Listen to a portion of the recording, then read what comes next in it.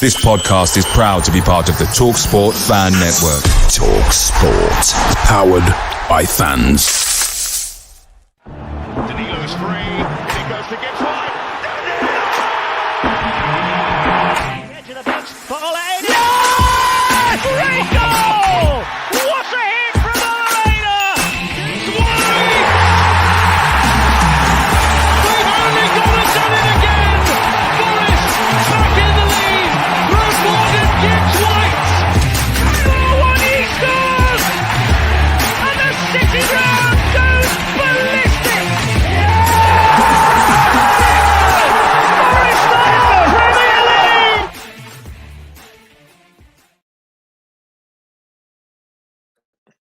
Hello and welcome to this week's episode of Red Side of the Trent as we discuss our first win and away win of the season with a 1-0 win at Southampton. Joining me today to make up the original four is Adam, Christian and Lee. Gents, we're good? Oh, much better after yesterday. Yeah, better than some of the usual grumblings on a Sunday morning. What 3 points does, doesn't it? So we'll dive straight into it then. And two changes from the game against Bournemouth, Lee. Milenkovic coming in for Willy Bolly and Anderson in centre mid this time for Danilo. What did you make of the changes and was it a surprise not to see Ryan Yates start after last week's performance? Yeah, I think it was a surprise actually. I think we all said last week that Yates probably had done enough to keep the shirt.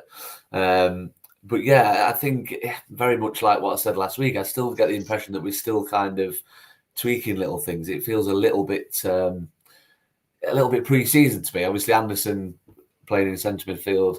Clearly, Nuno saw something in the Southampton team that he felt that Anderson could, be a beneficiary of. So, yeah, it was an interesting team. But I was a little bit surprised to see Yates omitted. But I mean, it just highlights the strength in depth we've got, I suppose, doesn't it? Good to see Milenkovic come in. I don't think you spend that sort of money on. I know in the grand scheme of things, he's pretty cheap. But I think a player like, did we say in our group chat, he's played at 2 World Cups and he's 26. I think, that you have that sort of player, you put him straight in the team, don't you? I think it was no surprise, really. Probably a little bit harsh on Bolly, but like I say, it just highlights the strength in depth we've got. I anticipate that Milenkovic and Murillo will be the first choice period. Yeah, big 2 Conference League finals, won't it? And obviously the last Euros he played in as well. Just to touch on Danilo, some good news this week was reports saying he won't be out for as long as expected. Some saying 2 months, which, I mean, I would still be surprised if it was that short. But so maybe as winter hits, he could be back, which would be great. And really unexpected with how bad it looks. But something as well, we can take his time on this time as well with the options we have in centre mid. So, yeah, hopefully he's back sooner rather than later. The first half saw us dominate and get into some great areas and have some great chances, Adam. So what did you make of it? I mean, Joe, because they moved the away fans into the corner. Yeah. So we was attacking the other end where they've moved Southampton fans now. And it was really hard to tell where the bloody ball was half the time because I was really low level. But no, I thought we were really comfortable on the ball and comfortable in possession. We really closed spaces down against Southampton. We knew like what Russell Martin was going to do in terms of play the ball around and they like to keep the ball and try and play through the thirds. And I thought our press was excellent. Like Gibbs White and Wood, Alanga and Callum Hudson-Odoi being really, really high up. And then obviously Sangare and Anderson closing those gaps in the middle to Smallbone and Flynn Downs. And I thought we really like forced Southampton backing into a lot of errors. I mean, so many, but yeah, loads of chances. We should have been 2-3 up. I think it really like highlights why we need a striker that is more clinical. Wood should score twice for me. I mean, I know the Milenkovic one that flashes across goal from Wood and Milenkovic should really put it in the back of the net. But for me, Wood should put it on target himself anyway. But yeah, I really enjoyed watching us. I thought it was really a really good game plan. I thought we executed it really, really well. And it was good to see our aggression and kind of showing that we are now a Premier League. We're starting to show that we are a Premier League side, being our 3rd season now. And I think we played really, really well in that first half. I mean, at one point, they nearly passed it into their own net, didn't they? I mean, that was actually a lot wider than people Yeah. thought. You think on the telly. Yeah, Like, yeah. it He was wouldn't way have got wide. to it, though, if it was on target. No, he wouldn't have. Was it a worry for you that despite us dominating the game that first half, that we didn't score? Did you think it was kind of going to be like I did at half time? Oh my God, we've dominated that first half, and then it's like we're going to get caught and we're going to lose this one. What did you think? I think that's just Forest PTSD, isn't it, Reece? Probably, Honestly, yeah. that's what I call. That's what I do call it. Like, and I think that just goes to say for every football fan, like when you don't take your chances, you know that the other team have always got that glimmer of hope. And obviously, Southampton being the home side, you'd expect them to maybe get a few more chances second half. But to be fair, I think there was a bit like the wolf with the three little pigs. It just like couldn't blow the house down. To be honest, it was a bit like, I don't know. It was I felt sorry for the Southampton fans. There's nothing to shout about, really. Well, you know, Thankfully, though. Because, like I said last week, because I've been in the Prem so obviously recently, I just kind of didn't expect this raucous atmosphere. Do you know if it was going to Ipswich yesterday, for example, you'd be like, oh, this is going to be a bit more interesting. But because they've been in the Prem so recently, I didn't kind of expect it. And so, yeah. Second half, Christian was a bit to and fro. They did slightly improve, but not much, I must say. A good sub from Nuno this week to replace Sangari for Yates, because after his yellow, he did go downhill a bit. He was all right, I thought, before that. And then with 70 minutes on the clock, we get what our play deserves. Take us through what turned out to be the winning goal. Yeah, it's okay. Yates keeps that away run going, doesn't he? Evermore. I thought it wasn't the best corner from Malanga, but obviously they make a massive hash of dealing with it.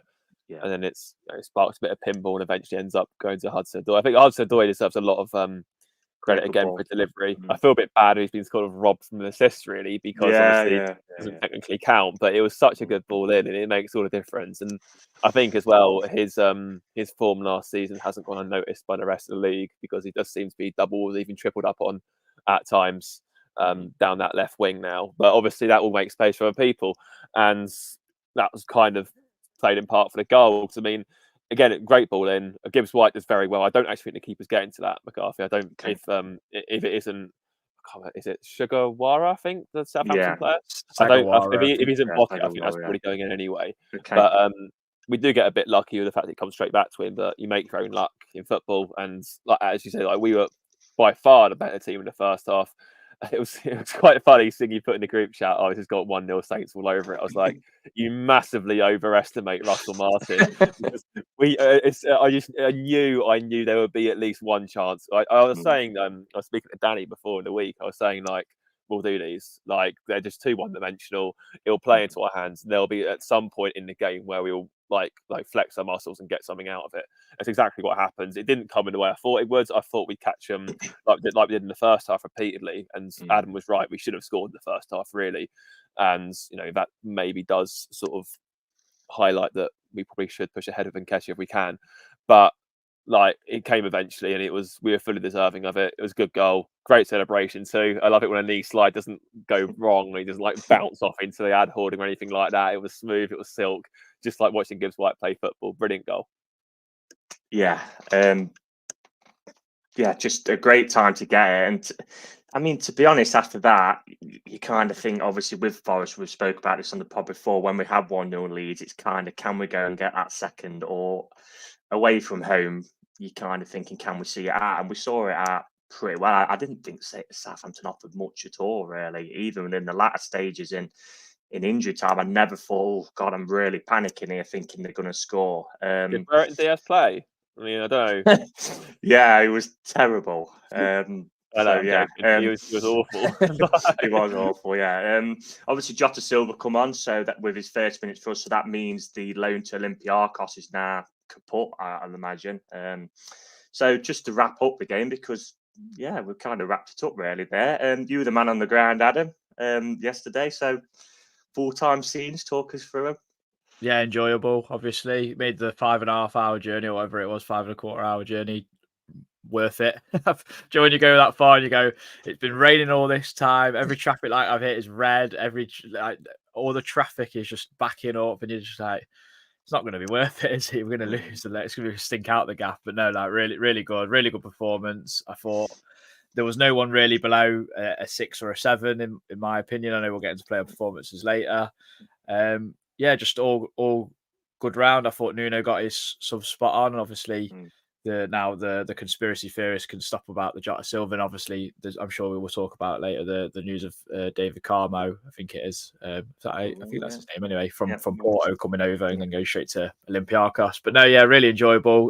Good to get that monkey off the back in it, first away game and you win, and then obviously first win. And you said last week, Reece, how important it was to get a win in these first 3 games, because then we might build that pressure up on Nuno and the team. And obviously Wolves next week is another game where, I mean, every game in this league is winnable, I think. But it's a game where you think that Wolves are in that pack where if we can beat them, we can firmly start establishing ourselves in that pack. Hopefully, I don't want to count me chickens too soon. You know what I mean? With respect to Wolves at home is a game I'm looking at. We should be winning. Of course. Especially with, you look at their team, it's not decimated, but they've lost the 2 best players, really, Kilman and Neto. They've not brought many in. I know that they are linked with a few this week, and they obviously I think they play this afternoon, don't they? So we'll kind of see on that. But that is the first time in Premier League history that Forest have won 3 away wins on the bounce. So that's something we didn't achieve under Frank Clark, which was a surprise to many when we put that on the pod page. That's what the commentators said anyway. So don't quote me on that. Can I just interject there? I was in the pub last night, and I actually looked it up. And I think in '95 we did win 3 away on the trot. I think the commentator might have got that wrong. It was when we beat Wednesday 7-1. We actually won 3. We won 3 on the trot. Then that was the first of 3. Okay. Poor research. So whoever was commentating, do better research. Just have to be Liverpool's right that start, then, won't we? Well, it's a nice thing to think about, isn't it? Anyway, after his away form since we've been promoted has been pretty dire. So just finally to Adam, to just touch with you.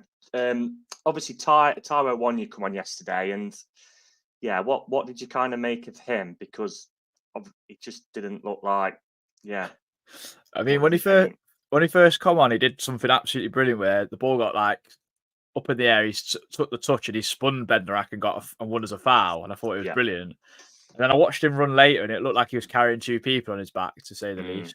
And this is where me and Mason turned to each other, and we was like, this is why we're after a striker who can run and do something a little bit something on their own almost.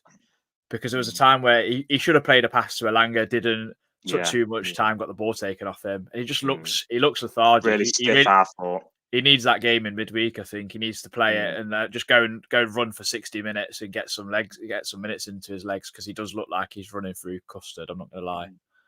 Is he somebody you'd consider an offer for if an offer come in? It depends now. Let's say for around 20. Let's say 20 million, and I'll put 20 million on the table. I don't think so. I don't think we can sleep on him yet. I still feel like he's going to be useful, and he is someone that needs a few games to get up to speed, which is also a problem. And it also now depends with this whole Nketiah thing and Jesus being injured at Arsenal, because I don't think Santiago Jimenez is going to come to us now. I think that's kind of done. So there's a lot of circumstances there, but no, I don't think I would. 20 million's a bit too low, I still think. Okay. We'll chat about that later, but we'll move on to your select on it thoughts. So, play the jingle. Red side of the Trent. Slept on it thoughts.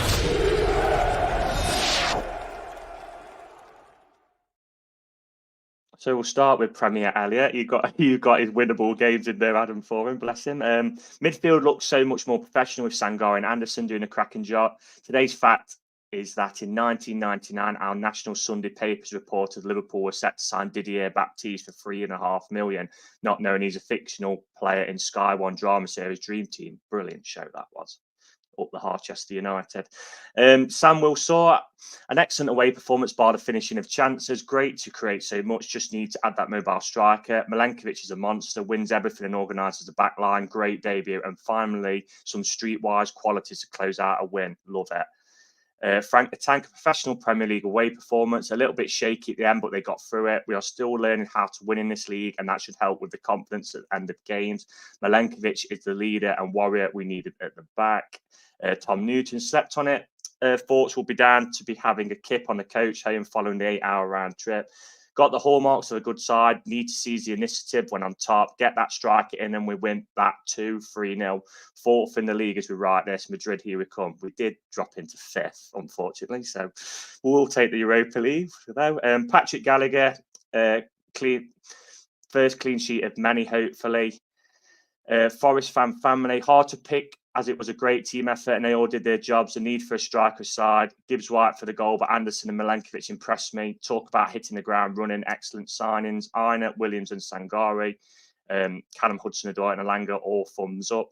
Come on, you Reds. Sarah and Morgan Gibbs White, masterclass. Milenkovic ward defence and a tricky Callum Hudson-Odoi. Simon, some excellent performances.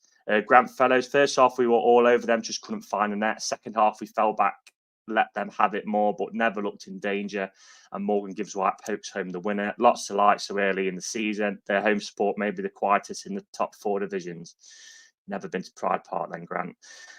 So that's it for the Slept On It thoughts. And we're going to move on to some, I'm just going to go with a one-player performance this week. And I'm going to give it to you, Adam, which is the new signing, his debut yesterday, Nikola Milenkovic. Take us through his performance. Yeah, it's just cultured, I think. I mean, I don't know how much Serbia have got of culture. I've never been, but honestly, he oozed so much class.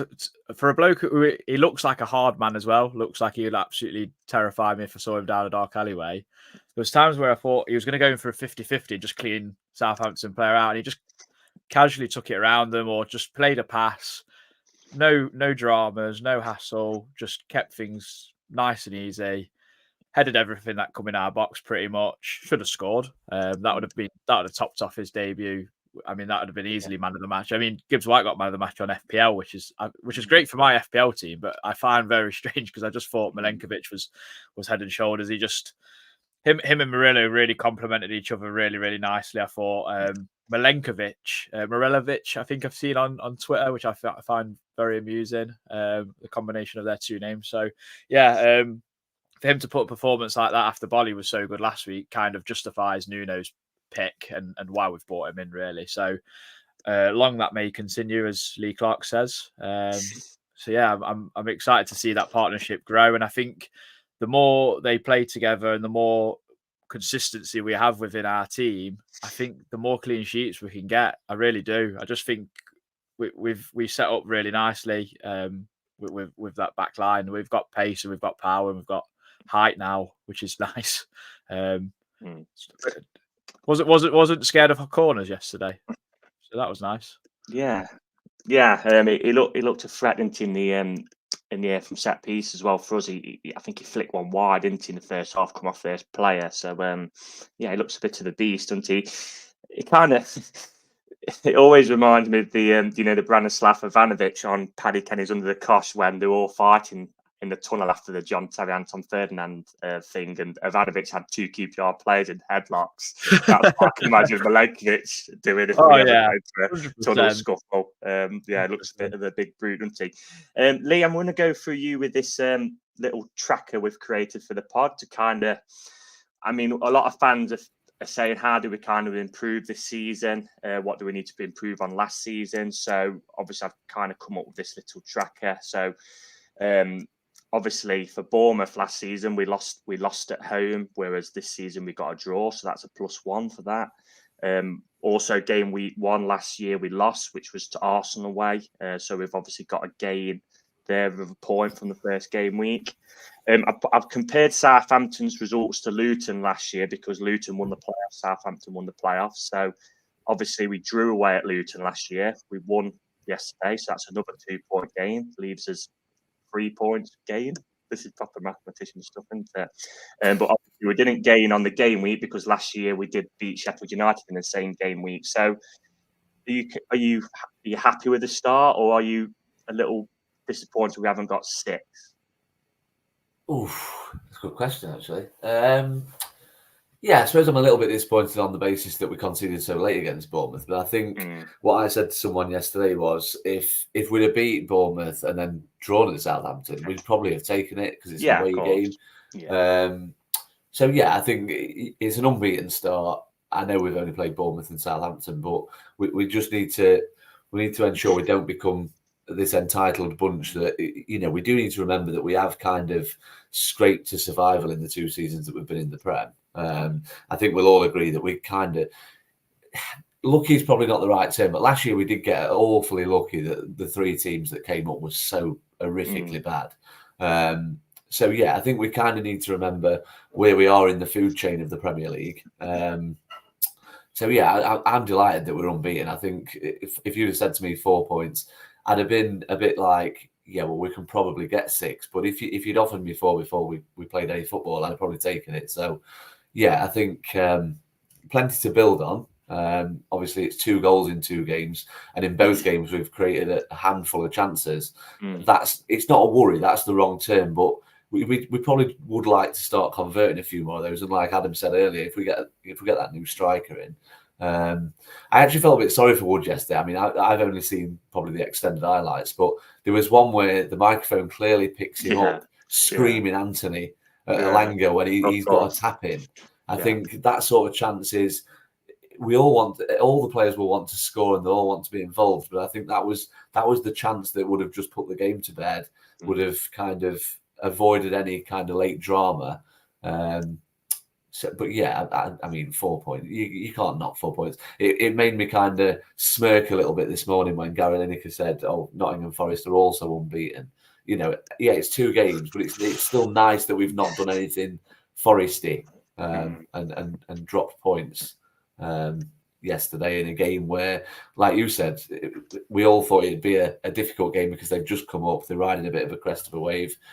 But like you said, Reece, because they've been in the Premier League recently, by the sounds of it, the atmosphere wasn't quite what the cauldron that we expected it to be. So yeah, I think anyone who's saying they're not happy with 4 points because it should have been 6 is kind of, I don't know, your expectations are a little bit too high, I guess. Yeah, it's no surprise to see he was last on Match of the Day. Got like 1 line of analysis, and that was it. Oh, the show's over now, lads. That's enough. Obviously, to just stay with the tracker, last season, obviously Wolves are the visitors to the City Ground next week. We drew 2-2 at home with them last season. Game week 3 last season, we lost away at Manchester United 3-2. So if we was to win that game, which fingers crossed we can, would put us into good stead before an international break at this early stage. Christian, I'm just going to run through some kind of stats with you. So, I'll kind of run through them. So, obviously, 1-0 to Forest. So Southampton had 65% possession, but only 1 shot on target. And I know I'm not a fan of XG, but it's slowly crept in, hasn't it? Their XG was 0.2 yesterday, where ours was 2.31. So, as we said, probably should have converted his chances. We had 23 shots as well with 8 on target, which is, crazy. And also something that Match of the Day did touch on. So Southampton passes per shot was 128, Forest 15.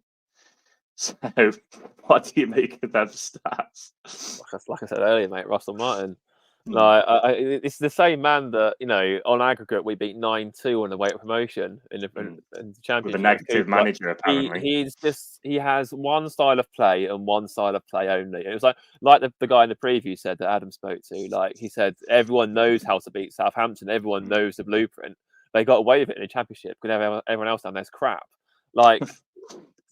He's going to get honestly, unless this is why I had them bottom in my predictions. Unless he gets sacked by November time and they hire someone in who can actually, have more than one idea to win a football match, they'll go down. They'll get about 20 points and go down.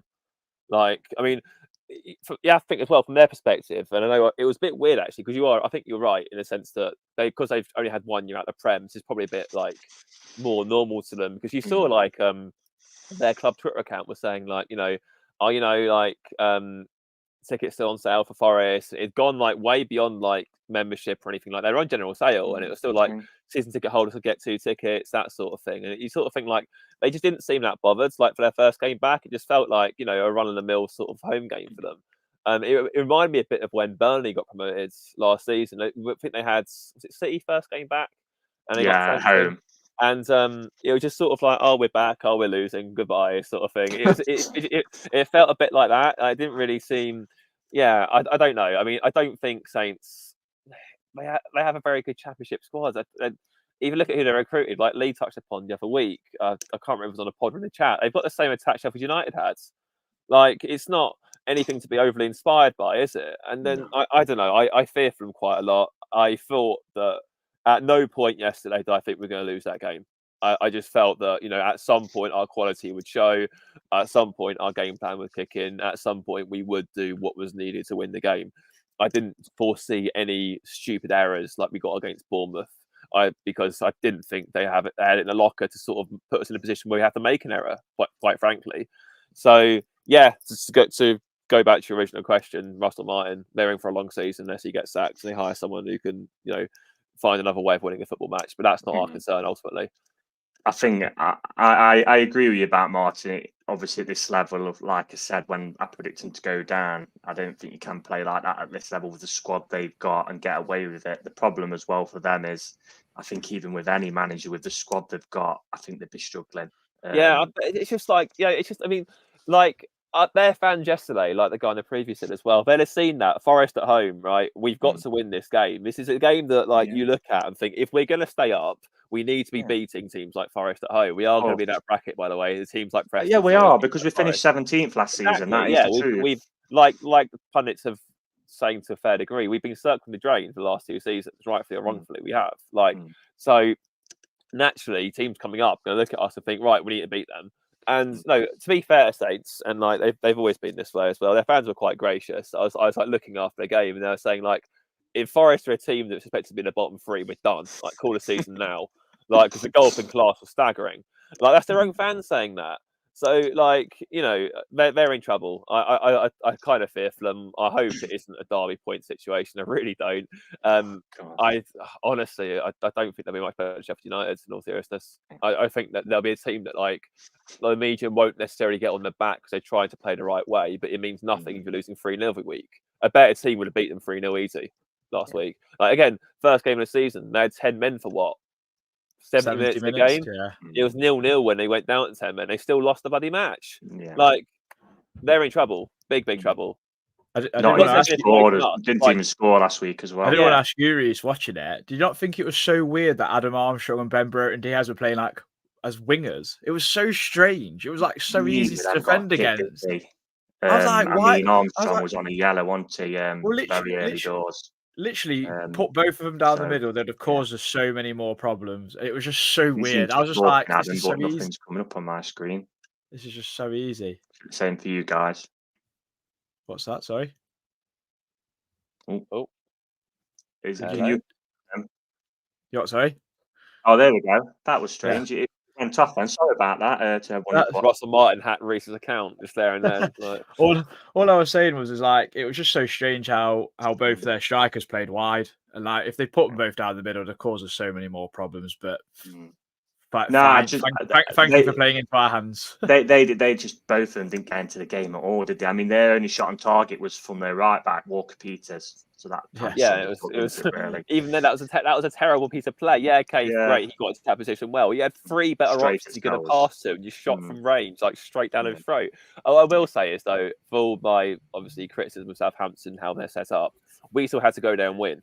And we did. Yeah. And we went there with a good game plan. And we went there with a good mentality, a good performance, a good tactical approach. And we deservedly won that match. It wasn't like a fluke that we, it was smash and grab or anything like that. Or we're talking here now saying, Jesus Christ, how have we played that badly at a team who said to the struggle and got away with it? We're all sat here now very content thinking, Forest did what was expected and did it well. And that's really reassuring and pleasing. Well, I mean, when we won there 1-0 in this first season, when we come back up, it was kind of like who's the worst, wasn't it? I don't think we played particularly well that night. It was just that it was so toxic at Southampton that night when Jones was manager that week. The love of us together with Coop, and that just kind of got us through. But I think what I enjoyed as well yesterday, especially in the first half, was our press, because they made several mistakes and got caught several times. And I know, like we touched on it, the example where Harwood Bellis, I think it was, passed it back, and if that had been on target, it would have just gone in. And there was several times near the corner flag where we won it back and pressed it, and the Iron one where we skipped over the challenge, that was a massive chance. So there was plenty of chances for us in that first half, but I definitely deserved the away win yesterday, no doubts for me and for all of us. And we're going to move on then to some transfer news, and I'll start with you again first, Christian. So we'll start with an in.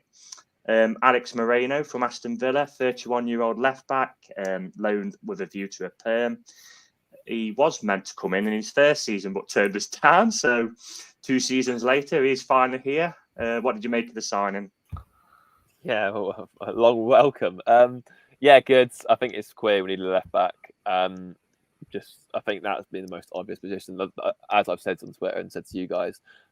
Not that not that I think Montiel will necessarily be a bad addition to the squad. I do maintain that, our fans were very critical of him. And I think someone summed it up quite well, actually, in response to me. I said that I suppose when we signed the World Cup and Europa League winning player, we kind of expected a bit more than what we got. And that's perhaps fair enough. But he wasn't like he was this, bomb site at right back. We've had worse performances in that position in the Premier League. That's another conversation for another time. But I just didn't think that was needed. So I thought the clear obvious was to get a left back. And obviously we've been chasing Loco from France, or Loco, however you pronounce his name. Yeah. But the only thing for me from Moreno is that he's obviously very attack-minded as a left back. He's more of a winger than he is a left back. So whether that has any impact on a tight defensive disciplined unit like we saw yesterday remains to be seen. But on the whole, good.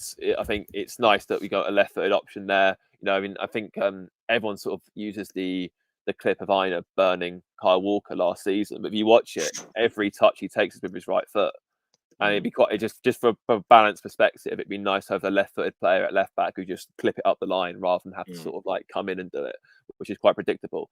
So I think have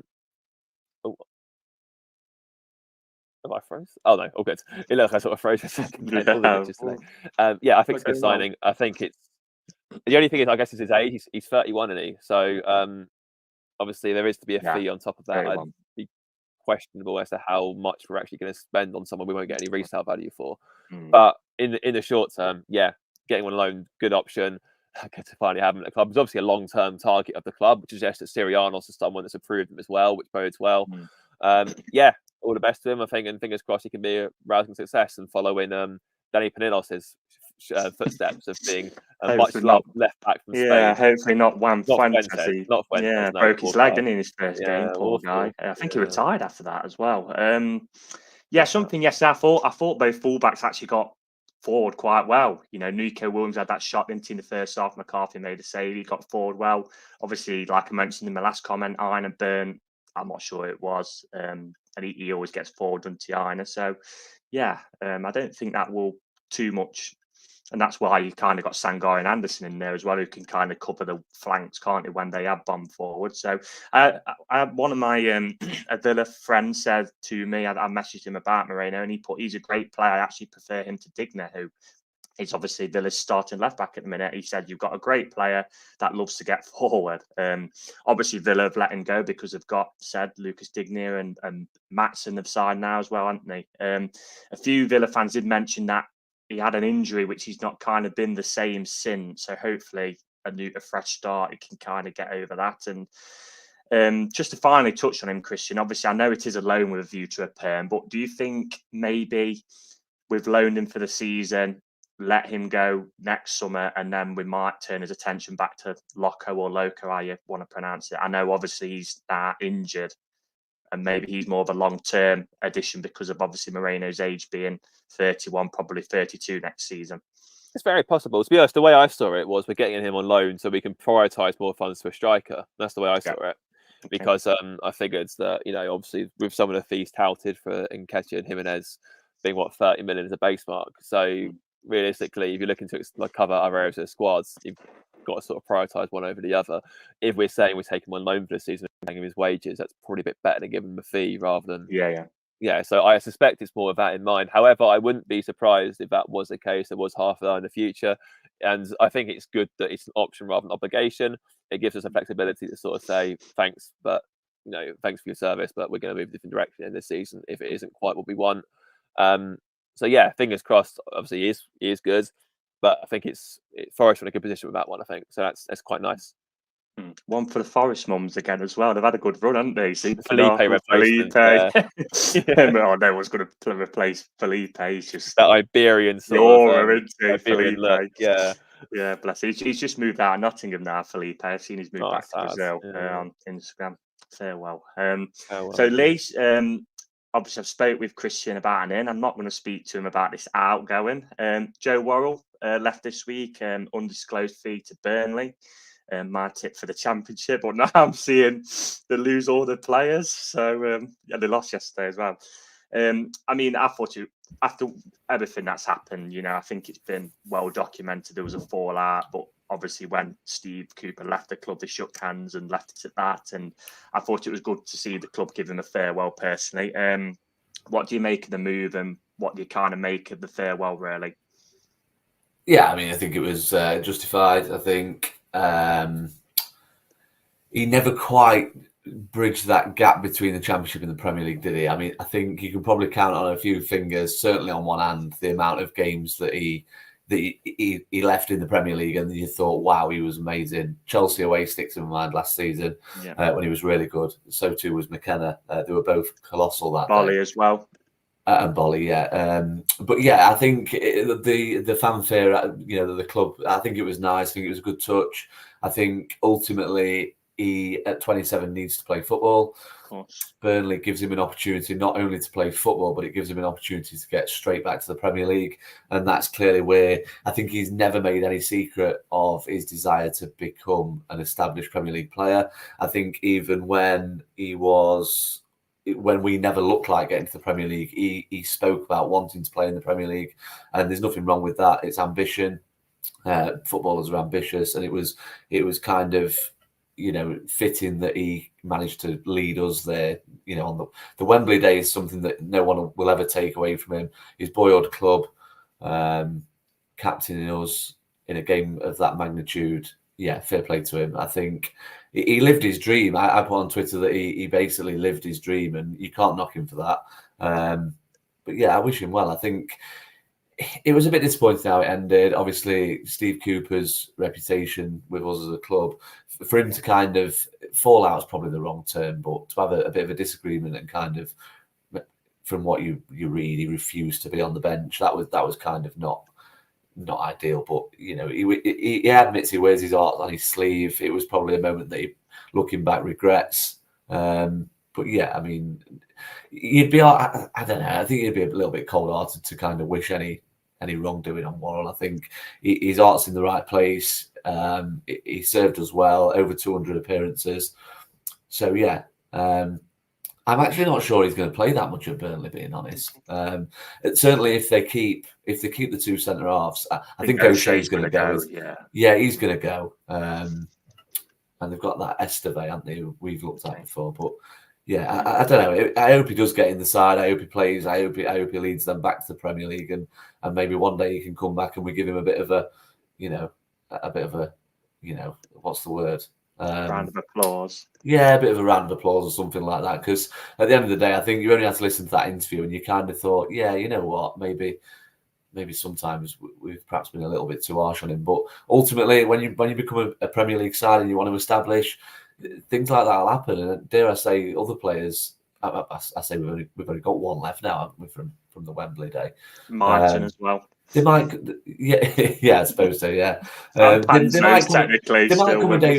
come a day when I know he's signed a new contract, but Worrall had signed a new contract. There might come a day when Ryan Yates leaves, and then we've got no players from the Wembley game. But I think as fans, that the players that played that day will always have a kind of special place in our hearts, I guess. So yeah, I wish him well, and he's one of them players that'll always be welcomed back at the City Ground. It wouldn't surprise me if Ryan Yates does his whole career with us, which would be in this day and age absolutely It could crazy, do, yeah. It could do. Yeah. Something I will commend Joe on is that when he did break into the side, which is massively strange because he literally asked Philippe Montagnier whether he could play, and he was kind of like, "Yeah, we're that bad," and he kind of said it how it was, because at the time when he broke in, the club was an absolute farce, wasn't it? Let's be honest, under Fawaz. I mean, just going to play devil's advocate a minute. If he does, obviously, if Burnley do get promoted and he plays a role in then getting promoted, do you think it will be easier for him in the Premier League with them because he's not a homegrown player with his boyhood club? Yeah, I do actually. I think that's a very good point. I think it will. I don't know. I think when he's played for us in the Prem, I don't think he's been horrifically bad. I just think there's probably something to his game. In moments, aren't they? Yeah, and I think you're probably right. I think ultimately, Burnley fans won't want to hear it, but playing for Forest in the Premier League was his holy grail, whereas it won't be for Burnley. It's just it's a game of football, and it's another chapter in his career. So I think you're probably right. I think the other thing that I would say that was really good about the interview was, obviously, we know what Worrall went through around the time of that Chelsea away game last year with his, things off the field. And I think it was quite good that he actually praised the club for what they did with him. I think there's certain sections of our support that love to bash the club. Things aren't rosy behind the scenes, this, that, and the other. But I think Worrall saying that probably indicates that we're becoming a lot better as a football club behind the scenes than people perhaps give us credit for as well. Just to wrap up with Joe, your favourite Worrall moment from his time at Forest? Bizarrely, when he said after the Derby game about Barcelona, it wasn't Barcelona we were playing; it was only Derby. It just because of his accent, I was like, it was only Derby. I just liked it. In terms of on the field, I think his performance against Leicester in the cup, that was a really good performance. Scoring as well. It's kind of it'll forever be the highlight, won't it, when he's got a broken rib and he's on the floor doing his best John Terry impression. Yeah, it'd be funny if he scored past Derby this season, because I think Ed Dawes would spontaneously combust if that happened after his comments. But unfortunately at Premier League level, it's ruthless, isn't it? And we have to say goodbye to players who we don't want to. I mean, we all love McKenna on this podcast. He obviously now sunning it up in Gran Canaria of Las Palmas. So yeah, best wishes to Joe, and fingers crossed for him, he gets promoted, because I've got Burnley to win the league. Moving on, Adam, to some rumours in regards to incomings, which is the striker debate. So all kind of last week we've had talks, rumours that Santiago Jimenez from Feyenoord's coming in, and then it looked more like Eddie Nketiah's coming in. Apparently we kind of was close to signing. Arsenal now have Gabriel Jesus injured. Nketiah was on the bench yesterday at Villa but didn't get on. Mikel Arteta said, at the moment, Eddie is our player. He's very committed to us, regardless of the noise. He's here and he's committed to being here. He's really happy that we won the game. I mean, pretty stock manager answer, isn't it, that? What do you expect to happen with these two? Who do you expect to sign, if any, or both? What do you kind of expect to happen now before the end of the window? I can't see us signing both. I think that would be. I mean, I wouldn't put it past Forest. There's been crazy things. It's kind of why I mentioned Taiwo earlier. If someone come in with an offer for Taiwo, could we look at maybe going for both? Yeah, if that happened, then possibility. It's a possibility. It'd be. I won't put it past Forest. I never do, because they're just full of surprises, aren't they? Personally, I think if you're going to believe Fabrizio Romano, it sounds like we're really close with Nketiah. We've already kind of agreed personal terms, but then you got David Ornstein reporting the other way. It's like it's just the battle, like you put with the WWE thing on our Twitter page, which I thought was quite. Well, Ornstein was right, wasn't he? And Romano had to kind of back down and admit it was close to Nketiah. So we'll see. I don't know. I think the fact that Leandro Trossard got on ahead of Nketiah when they needed a goal and then scored as well, and was pretty good in that number 9 role when he played there for Arsenal last season. And now I've seen they've been linked with Nico Williams from Bilbao, which is baffling for me, because I'm like, well, you need a striker, surely, not another winger. Like, I kind of expect Nketiah to come. I really do. I think it might be. It's going to go down to the wire, I think, for that one. But I do think he'll come in the end. And I think he's someone that we do need. I think the chances that we had yesterday, I think he he does quite well with, either on his own or by laying another player off. I just think Wood and Awoniyi's technical ability is just not as good as what his will be. But we still need. I still think there's a role for all of them. If Nketiah comes, I think there's a definite role for Wood. I still think there's a role for Awoniyi as well, and it's good options for Nuno to have. Who would you prefer if you was given the choice out of the two, Jimenez or Nketiah? I think you lean towards Nketiah because he's played English football. You just never know what you're going to get with Jimenez, though his goal scoring record looks really good on paper, obviously. Like what Christian's reiterated about the Eredivisie, it's a far weaker league, but I guess the goalposts don't move, but the pace does. I just think Nketiah kind of lends himself with the high press we played yesterday.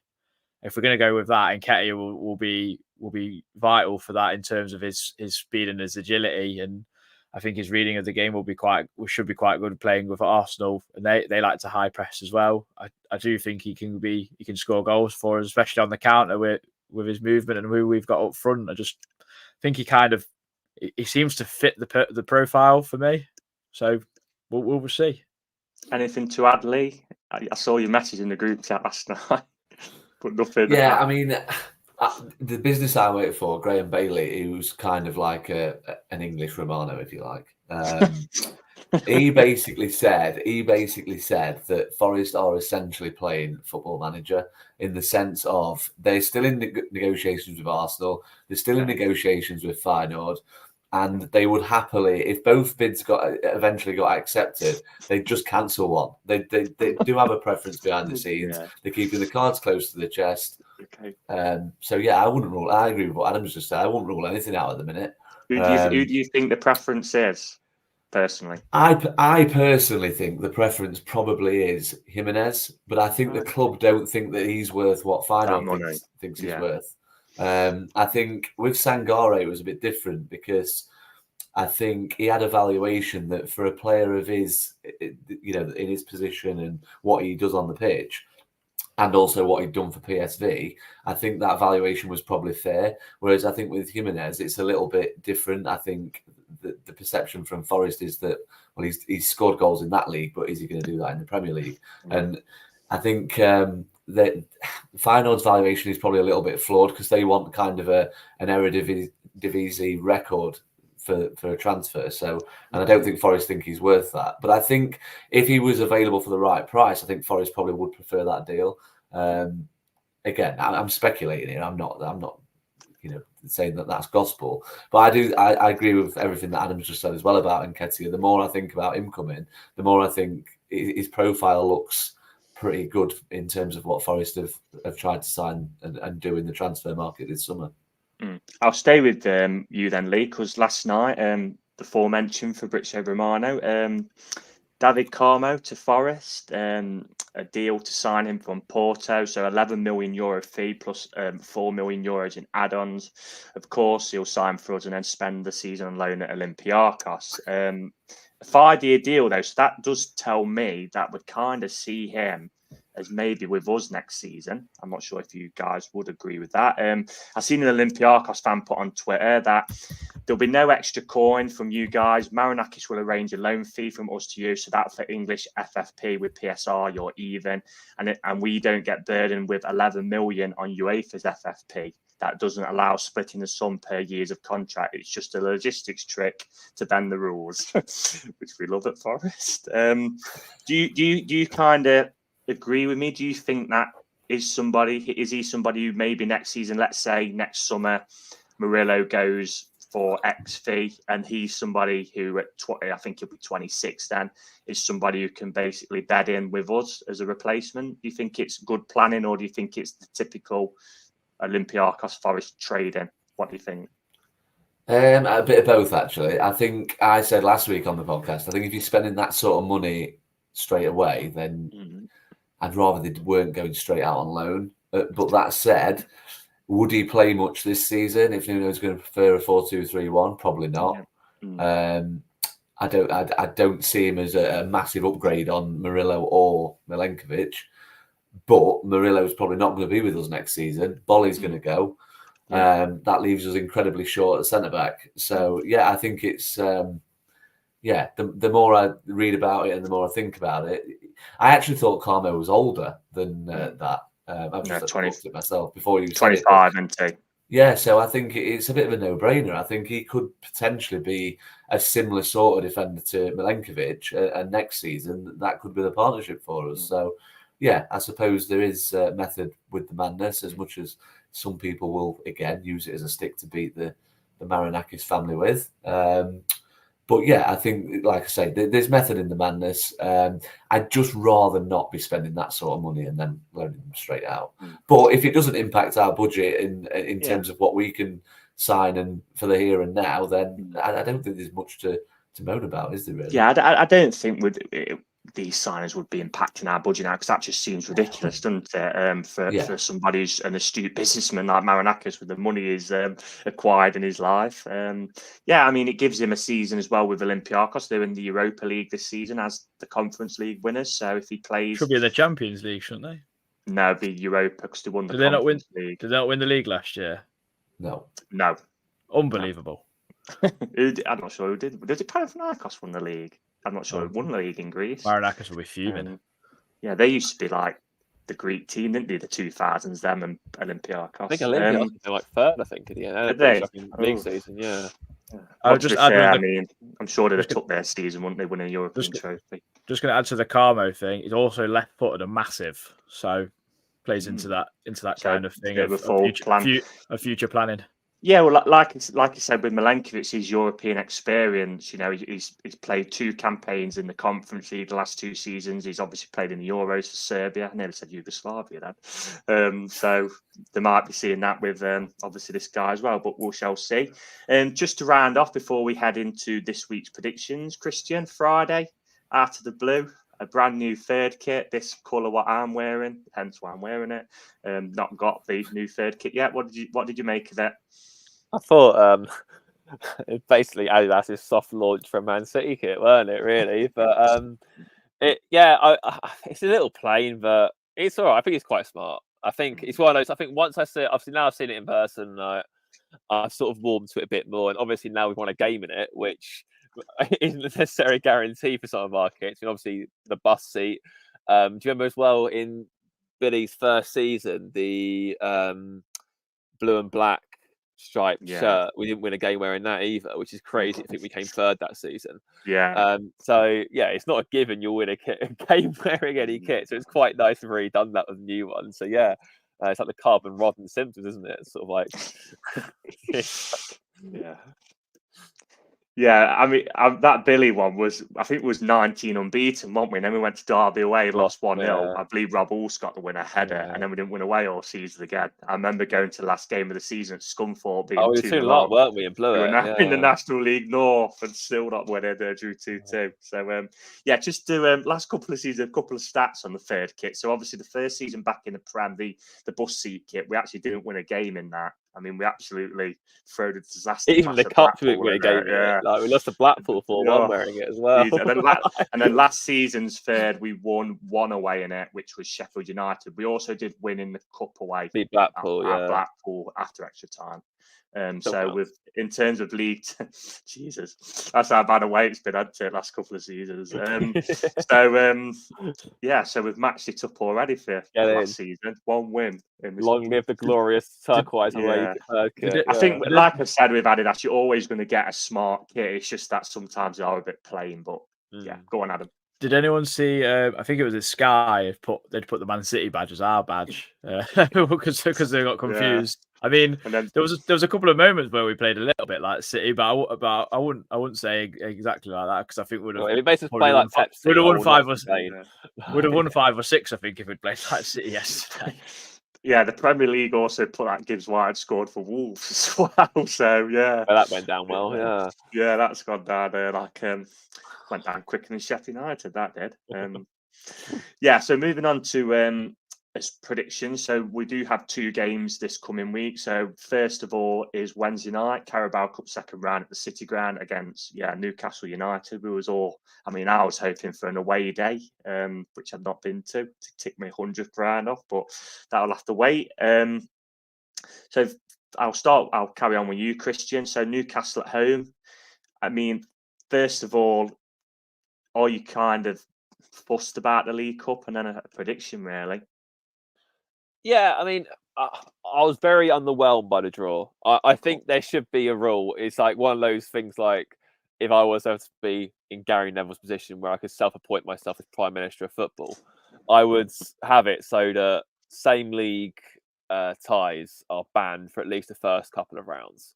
I just think it doesn't add anything to it. Like no You one used to do cares. seeding, didn't you, years ago? Yeah, like, no one cares. Like it's the same with the FA Cup, isn't it? Like when you look at the TV predictions, and for some stupid reason, someone like I don't know, Ashford someone got to the third round, they've drawn Rotherham, and everyone wants to see that. But no, we've got to show you instead Southampton versus Man United. Man United, yeah, for no other reason whatsoever. Viewership, and yeah, or even if Southampton v Palace was picked, they'd probably get picked over. Like it's just, it adds nothing. Like no one enjoys the same league tie. Like it doesn't matter if it's home or away. No one enjoys it. You've got to go there again in the league anyway. Like it's just, oh gosh, you've got to play them again. Brilliant. Like you want something different. At least and when you get some more serious stuff, at that point it's a bit more sort of like, you know what? Yeah, generally speaking, the better teams will likely get to that point in the competition anyway. So it makes a bit more sense. Straight off the bat, do me a favour. So yeah, I'd ban them. Like if I had it my way, League Cup, FA Cup, LDV Vans Cup, whatever Pizza Cup's called now, ban them. Bristol Street Motors. Yeah, ban all same league ties until like at least 2 rounds in. But obviously digressing massively. Tough game. They much like probably worse than us actually. They're craving a trophy. Newcastle. They haven't won a trophy that still exists since colour TV was invented. That's not even me like fishing. They haven't. Like I think 1955 was the last time they won a trophy. That wasn't Interfares Cup or something like that. that. Yeah, that doesn't exist anymore, does it? So it doesn't really. They can't really count it. So You've got a big ground though. Yeah, I've got a big ground. They've got amazing fans. That Sky always say, and they push United close once as well. So you know, got to bow down to them and their beheading overlords. But anyway, I think a tough game. Gonna be really difficult. But gonna be well up for it. I wouldn't be surprised. Obviously, Tonali's back from as well. That's going to be hard to deal with. Yeah, tricky. I think I wouldn't be surprised if that went to a shootout if it was like a 1-1 after 90 minutes and we sort of limped through the game a bit, but get to a shootout and then hopefully win it, as we tend to with shootouts weirdly. So yeah, I'm not overly confident about that just because I think they'll take it more seriously than we will. Not to say that it doesn't take a cup run seriously. Obviously, we got to the quarters of the FA Cup last season. I think it was fifth round. Fifth round, last 16. And obviously, he took Wolves to the semis in obviously emphatic fashion before they disastrously imploded from 2-0 up against Watford of all teams. But so I do think Nuno does take the cup seriously. I think he's won a cup with Valencia as well, and so yeah, I think it'll be a tough game. But yeah, I'm gonna go one. I'm not going to lose. I'm going to say 1-1 and penalty shootout before I swim. Okay. Moving on to you, Lee. Yeah, similar kind to what I've asked Christian. I mean, do you expect 11 changes or that many, or probably half a dozen? What do you think? I do expect changes. I quite like him to take it quite serious. I would. I just think winning games of football at this stage of the season is big. But in terms of a prediction, I do actually agree with Christian a little bit. I think it'll be the sort of game where they might take it a little bit more serious than us. I expect to see Nuno pick kind of a strong attacking Arsenal, but I think he might go a little bit experiment at the back. Is Mourinho will be allowed to play, won't he? I presume. I'd imagine so. He's on a season-long loan, isn't he? Yeah. So I think he'll come in. I think probably Moreira might get a go. Well, yeah, could get a go in goal. Yeah, Dominguez, Silva, Taiwo, they're all available. Yeah, he stole my thunder a little bit, Christian, because I actually think it might go to penalties as well. I think it might be goalless. I think it might be 0-0, a drab 0-0, straight to pens. I don't know. We usually win shootouts, don't we? I'll go for a win because Christian thinks we might lose. Yeah, that is something to emphasise. There is no extra time in the Carabao Cup, so it would be straight to pens if it was a draw. So, Adam, who do you expect to kind of come in, and what's your prediction, mate? I wouldn't be surprised to see Sosa, Jota, Awuni in, Dominguez, Yates midfield. I wouldn't be surprised to see Bolly and Amabile get games. Moreira. I expect nearly a full 11. I think like the one that might stick in is potentially Anderson playing in the pocket for Gibbs White and give Gibbs White a bit more of a rest. It's something that we weren't very blessed with last season. But again, like Lee and Christian said, like Nuno likes to take the cups a bit more seriously. We got knocked out the first round last year, Burnley at home under Cooper, obviously. So it's a good opportunity to get through. I think Newcastle probably lack more depth than us, weirdly, considering how much of a like bigger wage they've probably got and budget and everything else. So I expect them to kind of be relatively strong. I'm going to go for a 1-0 win, just to be different. I think we might nick it from like something inconspicuous, like a set piece or something. Weirdly, Willy Bolly. Yeah, I guess at this stage of the season as well, it's not like you've got to kind of rest players. You probably want more minutes into people's legs, don't you? It's a difficult one. Season. So it is a disappointing draw. I mean, they're the highest ranked team in the competition at the minute because they finished highest up the league, and obviously the only other teams who aren't in it are the Premier League European side. So I'm going to kind of agree with Christian and Lee. I'm going to go for a 1-1 and then Forest to win it on penalties. I mean, I'd love the same as the one a few years back when it was 1-1 late on. I think they equalised in the last minute through Rondon, and then we went and beat them 3-1, which went down well. So that's got denied that Stonewall penalty, didn't they, by Jeremy Simpson? I can't remember that. I just remember Gil Diaz's lovely chip. He went straight up the other end and scored, if I remember rightly. Okay. I'm guessing VAR will be on show now, won't it? So yes, that's Wednesday night. That's the main game on Sky Sports as well, which, I've seen the ticket sales and it's not gone down very well at the minute, has it? Which is a shame, really. Hopefully the people who obviously are on the waiting list or can't get to league games can take them tickets and we can actually get a good crowd in. But also on the other hand, it kind of makes me think, well, when Forest are kind of ripping fans off, there might be that kind of limit where people say enough's enough and they might realise not having a full ground, for example, for Villarreal, and I know it was pre-season for Newcastle in the Cup, maybe they need to lower some prices last year because it was a £15 increase on the first round last year, which, but moving on to Saturday, which is the last game before the international break already. So it's Wolves at home. As I said earlier, last season we drew 2-2 against them. Danilo and Gibbs White. Obviously for us, I think Kuna got a brace for them, didn't he? I think me and you are doing a Thursday evening preview, Christian, aren't we? To maybe chat hoping so. Haven't had anything confirmed, but hoping so. Okay. Yeah. Which we'll talk about a bit about post Newcastle and obviously the Wolves game. Christian, what are you expecting come Saturday? Tough. Wolves have been. I saw they've been linked with Koleosho this week from Burnley. Yeah. That'd be a very good signing. Talks, apparently. Yeah, that'd be a good signing. Again, Burnley. Who'd bet on them, eh? But with Scott Parker in charge, you'd bet on them. Two promotions, though, Scott, with his expensive cardigans. Yeah, but tough. It's weird. We've sort of, apart from every game we've had with Wolves, has felt like a draw, apart from the one that we lost ourselves. But even that should have been a draw. We missed a penalty. So it just felt like it just been unnecessarily tight every time. It feels like obviously last season was 2-2. It was 1-1 at their place. Obviously when Cooper decided to change the entire team pretty much.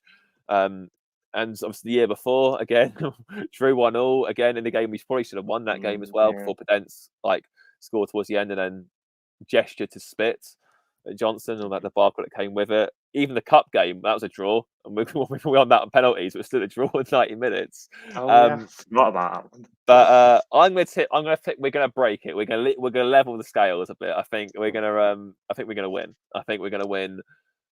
I'm gonna go 2-1. I don't know. Wolves.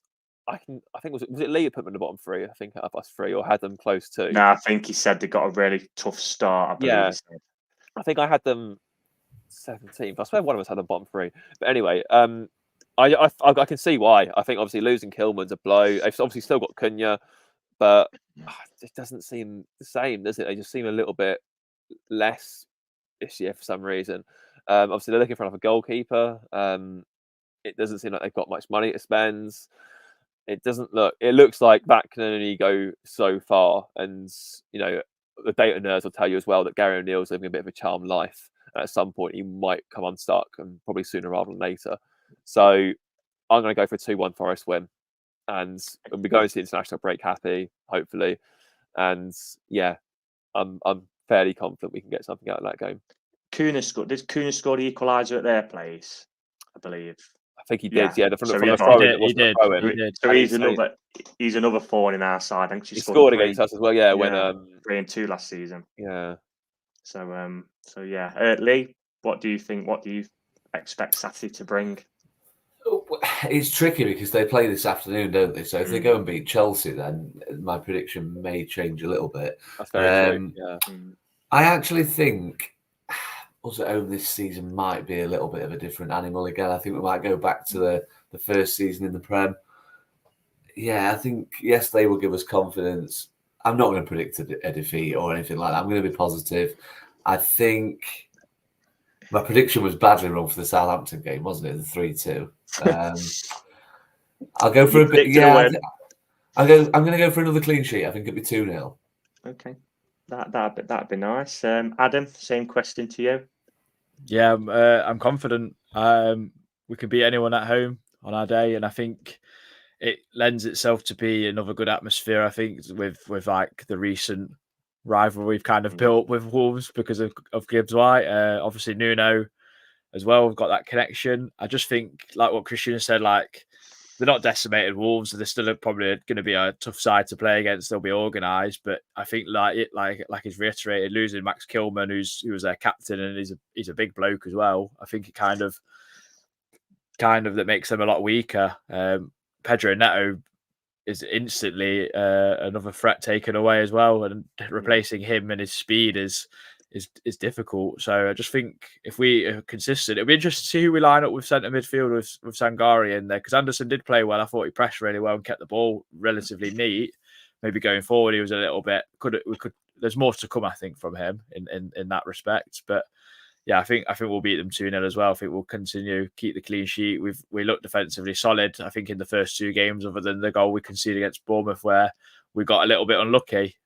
Look at what Aina did yesterday, where he clears a ball at the back post, where it kind of goes away and into the left back spot, and Edozie takes a bad touch. Like that could have easily happened with Toffolo. Could have just cleared it away and would have been 6 points. You know what I mean? So yeah, I think we'll be strong. Yeah, 2-0 I'm going to go. I think Hudson-Odoi will finally open his account as well.